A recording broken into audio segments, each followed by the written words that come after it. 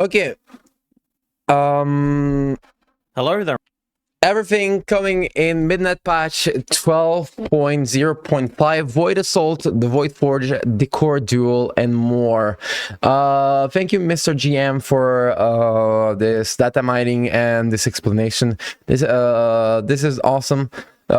Don't forget to leave to share some love, and let's check this out. I'm actually excited. And welcome back to another video. Today we're going to talk about patch 12.0.5. Yes, the first mini patch of Midnight. In this video we're going to go through everything that you need to know, all the features, all the changes, all the updates, everything that is coming in 12.05. But before we jump into that, guys, I do want to give a massive thank you to all of our channel members and everyone over on the Patreon. Just so I'm posting over there fairly regularly, and if you want to support the channel in that way, I'll leave a link down below. All right, so yes, patch 12.05 is coming, with the official release date being April 21st in the NA region and April 22nd. Okay, so April 21st, April 22nd. It's actually like not in a long time. What the fuck? It's really close. In the EU. This first minor patch of Midnight is stacked, and April yeah, 22nd it's not in PTR. It's in live. Oh my fucking god, we get like a lot of new content really fast. God damn. The EU. This first minor patch of Midnight is stacked with content for pretty much everyone, which I think is fantastic. There is a lot to get through here, so let's just jump into it. Starting with Void Assaults. So these are ongoing zone assaults that run between two zones in Quel'Thalas. They run between the Eversong Woods and Zulaban, with it rotating weekly. Essentially here you do kind of small group activities which contribute to an overall bar in the zone, sort of like world quests that everyone is kind of contributing to. Once the main zone-wide bar has reached 100%, you head over to that location and the scenario takes place. This is sort of like a big invasion from the Void, of course, and you got to take it out with everybody around you. Once that is completed, it does repeat. You get these smaller events happening around the zone and you contribute to the bar. Once you reach 100% again, you do the event again, and you can just repeat those. Now, these Void Assaults do work in tandem with another feature of 12.05, and those are ritual sites. Now, these are short 1 to 5 player instances which feel like a combination of horrific visions and delves. There are two locations for these. In the Eversong Woods, you have the Dagger Spine Point, and okay, so far, new events, always good, new stuff to do, and in between visions and delves, everyone loved visions, everyone loves delves, so fucking awesome. In Zulaban, you have the Broken Throne. These are two areas which are kind of outside areas, but as said, this is an instance content. Both of them won't be active at the same time. They rotate weekly, and they run in the opposing zone to the Void Assault. So if there's a Void Assault in the Eversong Woods, the ritual site will be in Zulaban, and vice versa. Now, these ritual sites have 5 tiers of difficulties. Tier 1 to 2 can be done straight away, but the higher ones will require you to unlock challenges. So challenges are sort of like affixes of sorts. There are 8 different challenges you can choose, and these are unlocked through ritual site gameplay, and the game actually tells you how to unlock them, which is really nice. Now, you need to unlock and enable challenges to access the higher tiers. If you want to do tier 3, you need to activate 1 challenge. If you want to do a tier 4, it's 2, and tier 5, it is 4 in total. The more challenges active, the more rewards at the end of your run, but obviously the difficulty does increase. If you really want to do it, you could do like a tier 1 with 8 challenges if you really wanted to. You can kind of mix it up quite nicely, and these affixes do vary quite a lot between like powerful NPCs walking around, or bosses being empowered by different buffs, or giant purple tentacles coming after you. There are various different challenges here with various different levels of difficulty for sure, but they are very varied and unique, which is nice to see. Now, Void Assaults and Ritual Sites will be using a brand new currency for all of their rewards. This currency is called a Field Accolade. This is not a warbound currency and is used to purchase all of the new rewards that you can get from Ritual Sites and Void Assaults. More on that in a moment, but there is also a new renown attached to Ritual Sites. This renown is called Ritual Sites. This is a 8-level renown with 2,500. Okay, so this is kind of like the silver hen, like the in Alfall, like a small renown. This is good. This is good. This is good stuff. Like small content to add up that just adds up to the game. Like really happy about this. Reputation per level. This is gained from completing ritual sites. You can just keep doing them and doing them to farm this rep. So if you really wanted to kind of slam the reputation in like a day, you could potentially do that, but it would take you a little bit of time. Now, the rewards from this renown kind of vary. You have various upgrades to ritual sites, like lower buffs or different treasures and things like that. You've got various different decor you can purchase for the currency, different pets, and the Void Touch Hawkstrider mount is available to purchase once you reach the highest level of renown. So 8 level renown, not too bad, and will be pretty quick to farm out. Other rewards from ritual sites do include player power. You can actually purchase a cache of Void Touch armaments. This comes in 2 different variants. You have one which gives champion gear and one that gives hero track gear. So you can get hero track from this. It will take 500 field accolades to buy one hero track, and it gives around about 100 or so for a tier 5, so you can work that out. But it is going to be really good catch up for your characters. Unfortunately, as mentioned, the currency. Yeah, good. If you can get a catch-up mechanic, this is always appreciated as well. It's not wall-bound, so this will be character-specific. Another good thing about ritual sites is they do contribute to the world row of the Great Vault, with completing a tier 5 giving a hero track item at 269, which is actually higher than anything we get from the world rows.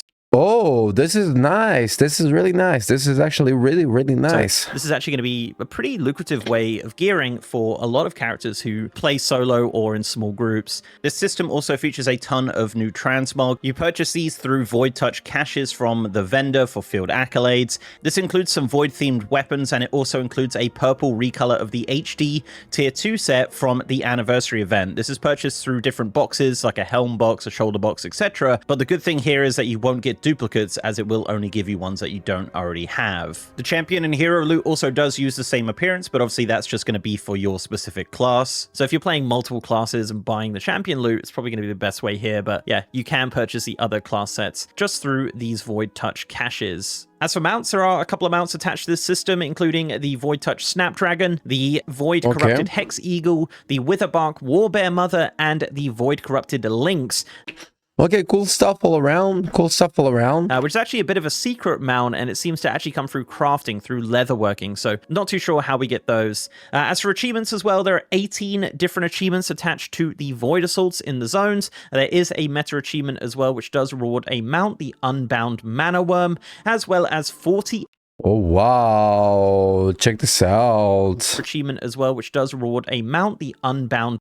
The Unbound Mana Worm. Wow, this one is really looking sick. Mana Worm, as well as 48 individual achievements available for ritual sites. This is for completing it on different difficulties or completing with different challenges and things like that. So tons to do in regards to gameplay with ritual sites and Void Assaults in 1205. Also in 1205, we have a brand new game mode. This is the Decor Duel. This is a casual, non-lethal PvP mode, which is 5v5 and is queued through the PvP group finder or at an NPC.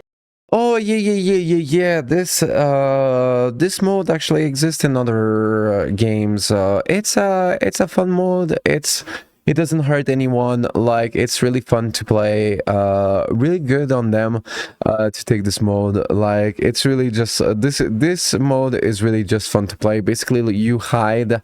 You choose furniture that you hide, and you pretend to be part of this part of like the environment. And if you get caught, and you lose if you get all caught. You know? In the Falcon Wing Square.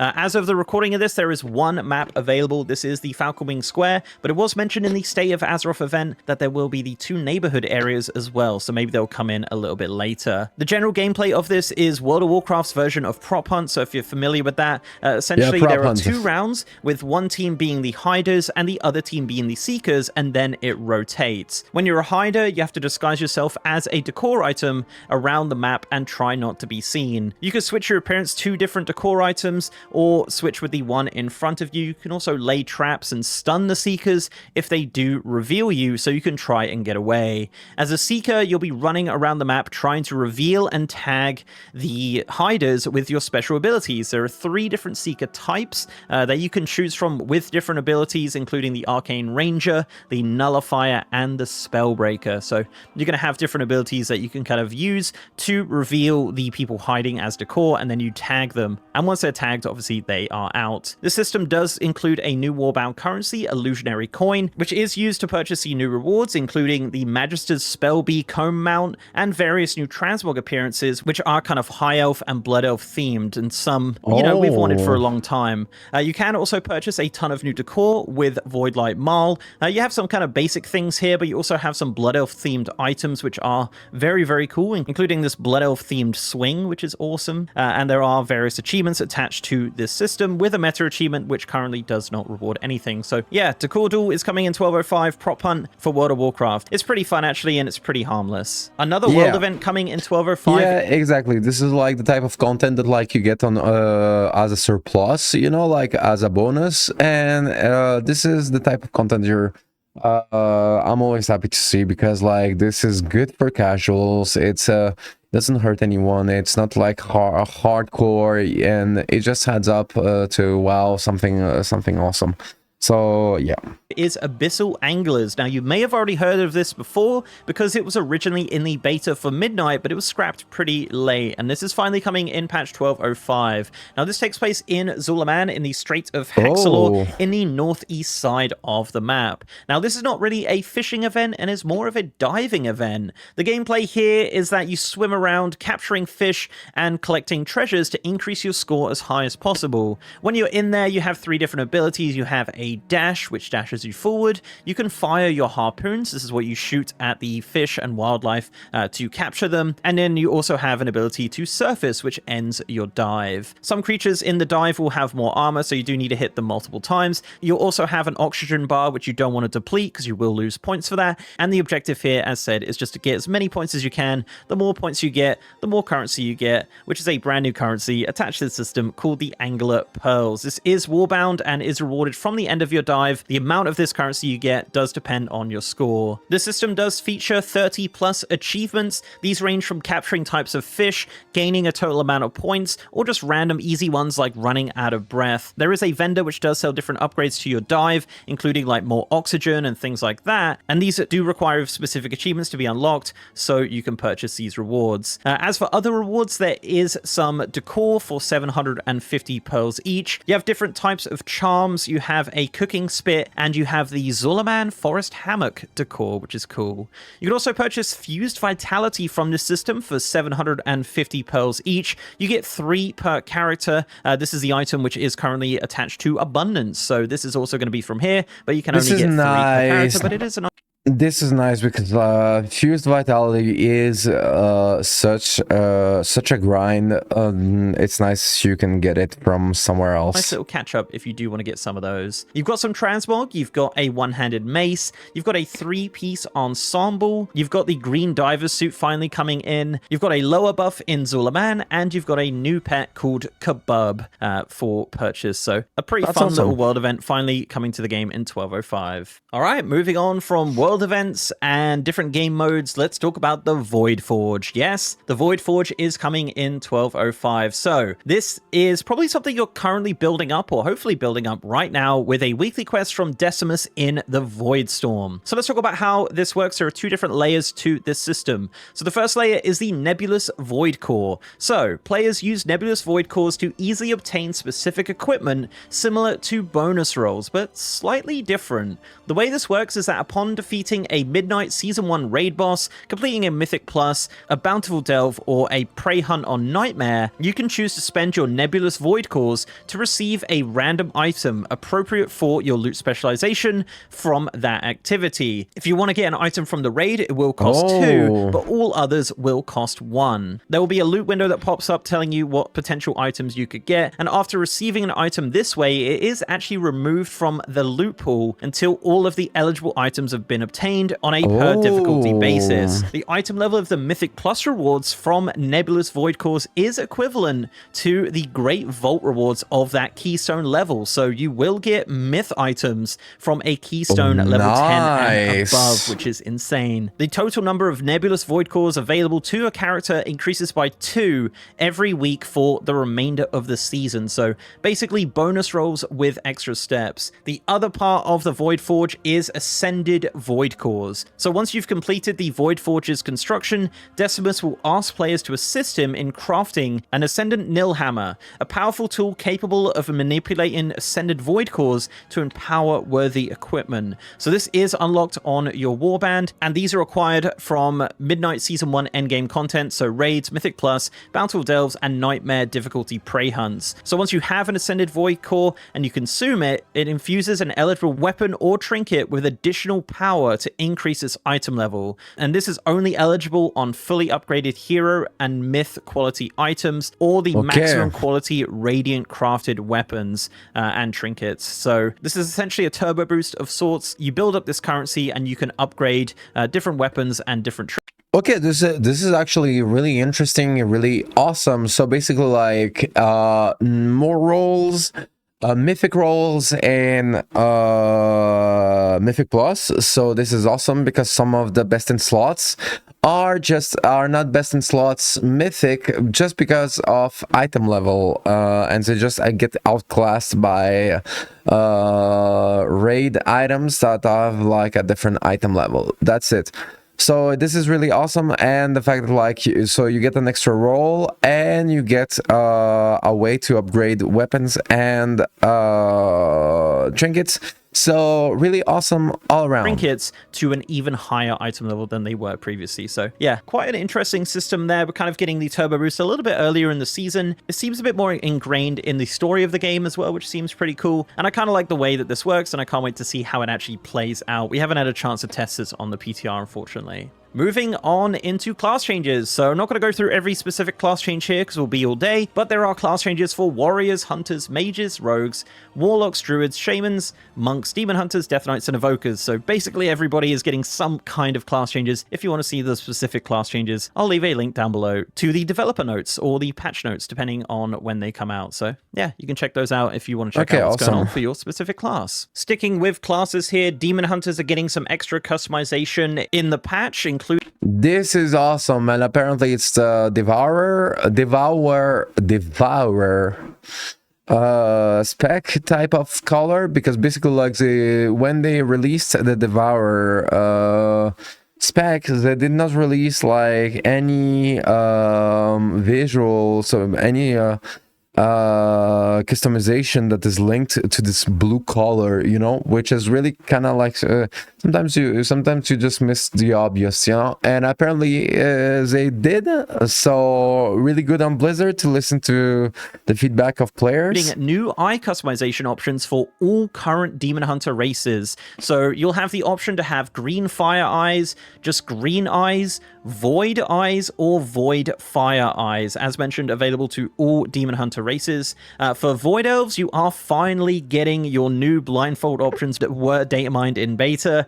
New colors are coming. You don't have to share colors with the Blood Elves anymore. You do have some new colors for your blindfolds. For Dracthyr Evokers, you have a new ability called Battle Visage. Now, Battle Visage is a toggled ability like Chosen Identity. While active, you automatically assume your Visage form whenever you're not casting draconic spells, such as Fire Breath and Soar. Now, there is a ton of different abilities this does affect, like Deep Breath, Dream Flight, Fire Breath, Eternity Surge, Hover, Spatial Paradox, Rescue, Zephyr, various different abilities. Basically, anything draconic will turn you into a dragon, but then as soon as you finish the cast, you will turn back into your Visage form. The other thing that's happening is that many abilities that kind of used to force you into Dracthyr have had some visual adjustments for your Visage form. So an ability like Disintegrate, for example, can now be cast in your Visage form. So if you like being in your Visage form in combat as a Dracthyr Evoker, that is something that's basically coming in 12.05. We have some transmog updates in 12.05, including a new update to sheathing. So as of the patch, you will be able to choose how your weapon sheaths. You can hide it when sheathing, or you can have it on your side or on your back, depending on the weapon. This is just a new drop down on the Oh, this is actually a really small ad, but this is such a good ad. UI. It is an amazing change. People are super happy about it. There's also 2 brand new situations being added, one for weather and one for time of day. So an expansion of the situation system in 12.05. We also have some UI updates, including an update to the damage meter. The damage meter windows now have a minimize and maximize button, leaving only the header when the bar is minimized. There's also a brand new icon for stay a while and listen NPCs. So yeah, just some minor changes there. Now for housing, there is some change for stay a while and listen, only the header when the bar is minimized. There's also a brand new icon for stay. Oh, there's a new icon. Okay, I see the icon. It's such a minimum, but like you can see, is really like he really loves the game. You really need to love well if you notice and you're happy about like some changes, like the some UI changes about like stay a while and listen. NPCs. So yeah, just some minor changes there. Now for housing, there is some changes here, but I can't really show you any because housing is not enabled on the PTR. So I'm just going to tell you about it and kind of put it up on the screen. But yeah, unfortunately, I can't show you a lot of these things. Now there is an update to kicking out guild members in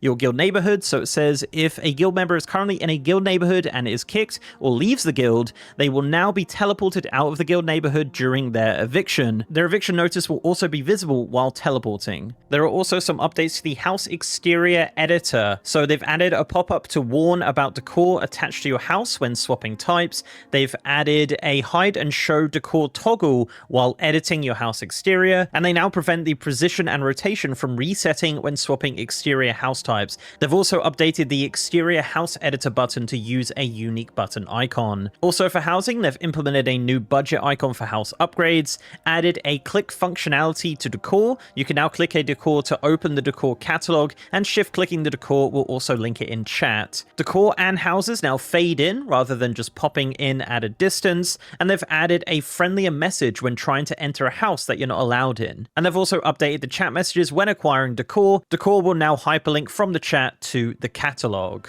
Also, your dyed versions of the same decor are now shown on one card instead of multiple cards in the decor catalog, with the ability to cycle between your owned variants in the preview window. In the cornerstone pane, they've updated the confirmation dialogues for buy and move to include the plot number, neighborhood, and price, and they've added a new tutorial help tip for how to switch endeavors, and added a reminder in the inactive endeavors page that only one endeavor can be contributed to at one time. And finally, for housing, they added a tooltip for endeavors completion reward that displays the house XP and community coupons earned. So yeah, as said, can't show you any of those because housing isn't enabled, but quite a lot of good updates for housing there. Going into a few minor changes here for 12.05, we have an LFR Dragonfly NPC finally. So there is a new NPC to queue for LFR difficulty for Dragonflight raids. This is located in Valdrakken, right next to the Valdrakken Accord Quartermaster at the Seat of the Aspects on the ground floor. For professions, cooking and vendor refreshments now restore health and mana based on a percentage rather than a fixed amount. This is actually a huge change and is very, very good. So yeah, basically all food is going to be changed as of 12.05. And finally, the biggest change of all, Haranir and Earthen will finally get new backgrounds for their race in the character UI. Yeah, no more black background for you. You do have an actual image there now. So yeah, there you go. That is 12.05. There is a lot of gameplay stuff here, especially for outdoor world players. Obviously, the Voidforge stuff is huge for a lot of players that are raiding. Wow, it's absolutely unbelievable how much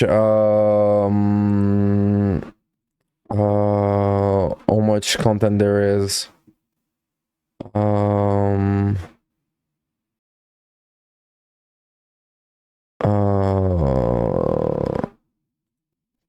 It's absolutely awesome.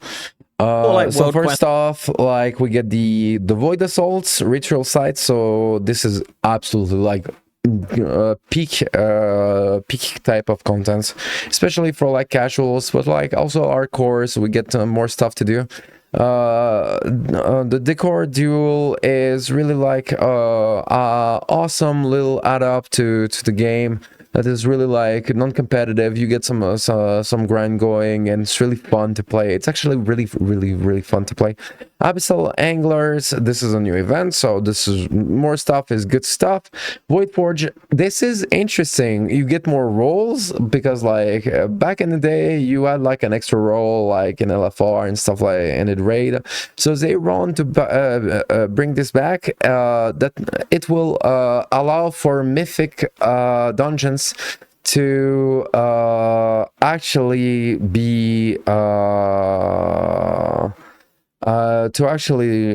be more useful, and at the same time you get to upgrade trinkets and weapons. So this is awesome. Class changes, we'll see. Demon Hunters, it felt silly that like they didn't have the Devourer type of color, so this is awesome. Drag tier, this is awesome for drag tiers if it's because it's like it's similar to Worgens basically now.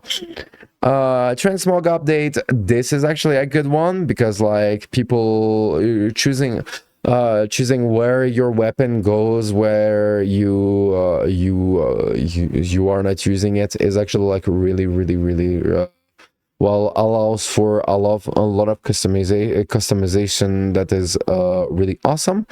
And other than that, more housing stuff is really awesome. So thank you so much, Mr. GM. Don't forget to share the love, subscribe, and leave a like. But yeah, thank you so much. This was like and this is really packed up, and this is coming up in not too long ago. The dates are it's coming up 22nd of April, so in not too long ago. So let's fucking go. Good on you, Blizzard, for like releasing so much content. Good on you.